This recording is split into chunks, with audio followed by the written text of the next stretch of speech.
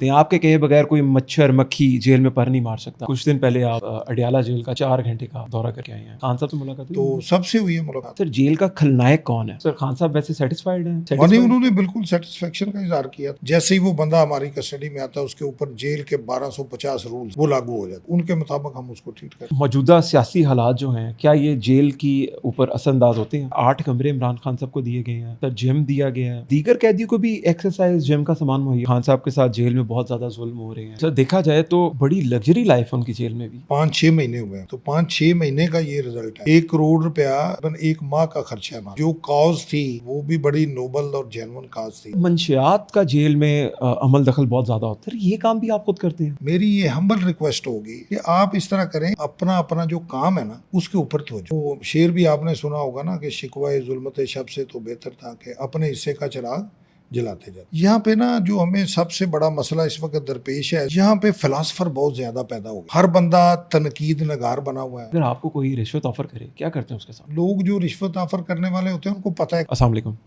आज के पॉडकास्ट में किसी तारुफ के मोहताज नहीं है।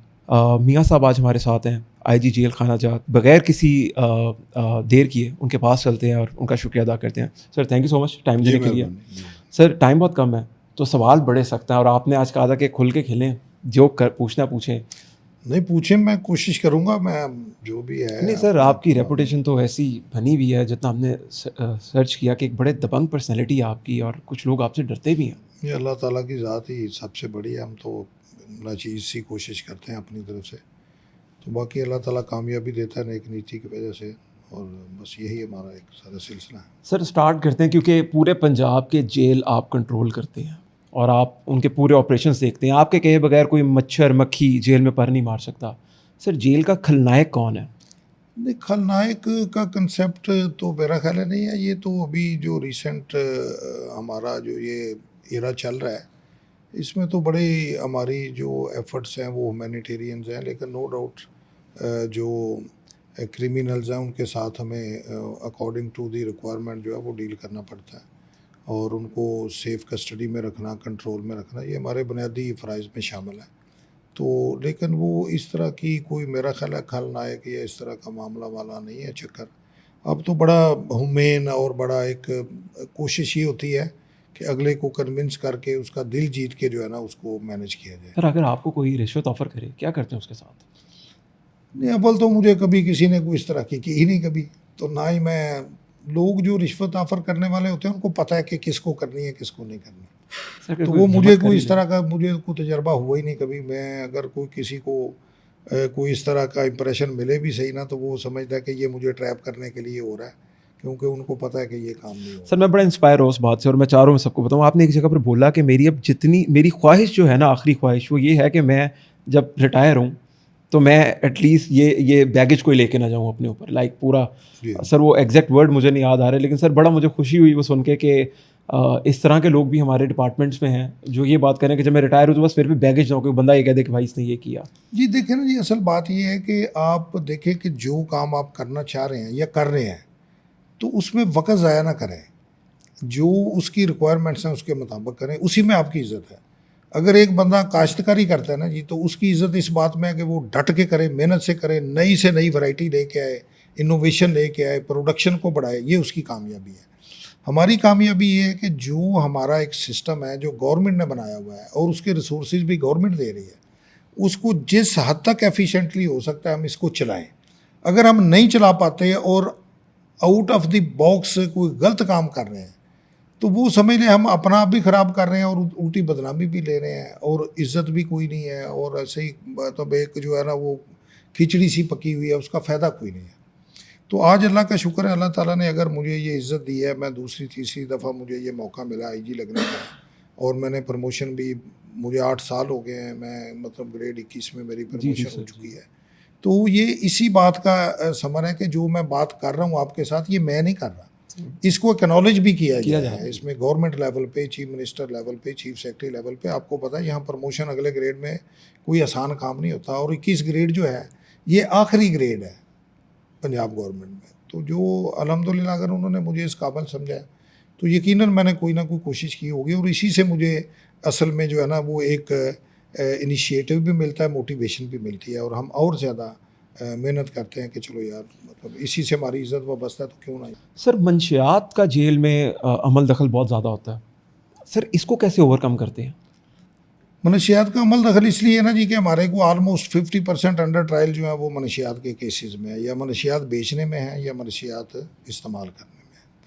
तो उसके लिए भी हम बड़ी कंक्रीट किस्म की सॉलिड एफर्ट्स कर रहे हैं।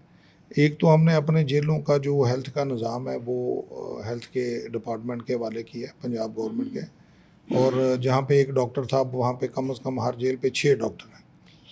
वो और मनशियात के कैदियों की ट्रीटमेंट के लिए 17 जेलों में 20 बेडेड हॉस्पिटल जो है वो नए हमने जो है ना वो बनाए हैं, जिनमें सिर्फ मनशियात के लोगों का इलाज होगा, जो कि ज़्यादा जिनका मतलब ट्रीटेबल लोग हैं उनका जो इलाज होगा। और उसके बाद लेकिन जितनी भी हम एफर्ट करते हैं वो देखें, जब तक सोर्स ख़त्म नहीं होगा तो जो एंड पे जो प्रोडक्ट है वो ख़त्म नहीं होगी। असल मसला ये है कि जब बाहर की सोसाइटी में इस तरह की चीज़ें फैली हुई हैं, अवेलेबल हैं, तो वही लोग पकड़ के फिर जेलों में आ जाते हैं। तो इसके लिए हमें इसको जड़ से ख़त्म करना होगा। ये इसका इलाज जो है इस मसले का दायमी, वो सोसाइटी के पास है। सर मेरा उसमें बेरोज़गारी के वाले से मामलात हैं, जो बंदों को पढ़े लिखे लोग हैं वो परेशानी में फिर इस तरह के कामों में उलझ जाते हैं। कुछ लोग जो हैं वो अपना जिस तरह आजकल हर चीज़ में शॉर्टकट मारने का तरीक़ाकार है, अपने आप को अपना स्टेटस अपलिफ्ट करने के चक्कर में मनशियात फ़रोशी में इन्वॉल्व हो जाते हैं। लेकिन सबसे अहम चीज़ है कि इसकी जो अवेलेबिलिटी है, जो चैनल हैं, देखें ये कोई हवा से तो एक्सट्रैक्ट नहीं ना नशा किया जी जाता। सर। ये कहीं ना कहीं पे इसका कुछ सेटअप बनता है, कहीं ना कहीं पे इसकी काश्त होती है, कहीं ना कहीं पे इसकी आगे फैक्ट्रियाँ बनी हुई हैं। तो जब तक वो सोर्स ख़त्म नहीं होगा, ये इसका एंड ख़त्म नहीं होगा। तो हम जो है ना वो फायर फाइटिंग कर रहे हैं ब्रांचेस काटने से, जबकि काटने की ज़रूरत है जड़ों को। तो ये उस वक्त मसला हल होगा जब ये जड़ें ख़त्म होंगी। अपने तौर पे हम जिस हद तक हो सकता है वो पूरा। सर जेल में ख़वातीन भी होती हैं, छोटे बच्चे भी होते हैं। सर वो अगर कोई डिलीवरी केसेस भी होते हैं कुछ जेल में सर, ख़वातीन के, सर उनके लिए भी प्रॉपर ख़ास निज़ाम है? जी, उसमें एक तो आपकी इन्फॉर्मेशन के लिए है कि जिन जिलों में भी ख़वातीन कैद हैं वहाँ पे एक लेडी हेल्थ विजिटर मौजूद होती है, एक फ़ीमेल डॉक्टर MBBS वो मौजूद होती है, और रेगुलर चेकअप होते हैं। और उसके बाद जब डिलीवरी का टाइम आता है तो फिर हम हॉस्पिटलाइज़ करते हैं। वहाँ पे गायनाकोलॉजी डिपार्टमेंट जो भी उस ज़िले का जो सरकारी बड़ा अस्पताल है, वहाँ पे ये सारा प्रोसीजर होता है, और ये पूरी उसमें जो केयर है उसको इंश्योर किया जाता है। सर जो सज़ाए मौत की ख़वातीन होती हैं, जिनको सज़ाए मौत हुई और अगर वो उनके घर डिलीवरी हो जाए, कोई बच्चा पैदा हो जाए, तो सर 5 साल एक्सटेंड करते हैं उनकी, जब तक वो 5 साल का ना हो जाए बच्चा।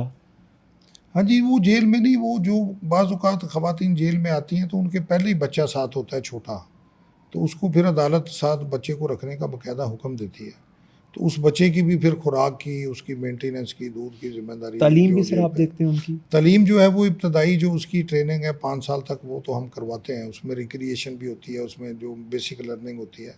5 साल के बाद फिर बाहर के स्कूल में हम उसको दाखिल करा देते हैं। सर ये डिपार्टमेंट करवाता है? जी, डिपार्टमेंट करवाता है, और जिसमें SOS हैं या जो इस तरह के जो अदारे सोशल वेलफेयर डिपार्टमेंट के दारुल शफ़क़त है, वहाँ पे वो बच्चे को हम शिफ्ट कर देते हैं।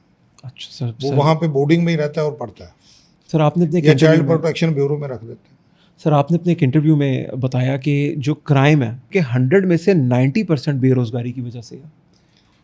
हाँ जी, ऐसे ही है। ज़्यादातर देखें, क्राइम जो है ना जी, ये एक ऐसी चीज़ है कि जो एसोसिएशन के बगैर मुमकिन नहीं है। क्राइम को हमेशा लोग एसोसिएट करते हैं। जब एक ही ज़ेन के, एक ही मकसद के लोग आपस में जो है वो नेगेटिव प्लानिंग करके इकट्ठे होते हैं, तो वो फिर जब इस तरह के गैंग बनते हैं और इस तरह की चीज़ें होती हैं। और ज़्यादातर देखने में यही आया कि इसके पीछे जो असल वजह है वो ये है कि स्पेयर टाइम बहुत ज़्यादा होना, और फ्यूचर का जो है वो बेयकीनी होना, और नंबर 3 जो है कोई पर्पसफुली एंगेज ना होना। ये सारी चीज़ें हैं। अब मैं आपको ख़वातीन की ही मिसाल देता हूँ। मैंने पूरी सर्विस में आज तक शायद ही कोई ऐसी खातून देखी हो जो जेल में हो और बाहर उसका कोई इंडिपेंडेंट सोर्स ऑफ इनकम हो। कभी कोई ऐसी औरत नहीं आई जो सरकारी मुलाजम हो या कोई अर्निंग कमाती हो। सिर्फ वो औरतें आती हैं जो फाइनेंशियली डिपेंडेंट हैं मर्दों पे, फैमिली में कोई कमाने वाला नहीं है, वो फिर इस तरह ड्रग कैरिंग में भी शामिल हो जाती हैं, इस तरह के प्रोस्टिट्यूशन में भी चली जाती हैं। तो ज़्यादातर जो ख़वातीन का जो क्राइम है ये तो 100% फाइनेंशियल डिपेंडेंस की वजह से। बच्चे जो हैं वो उनको मैच्योरिटी ना होने की वजह से क्राइम में साथ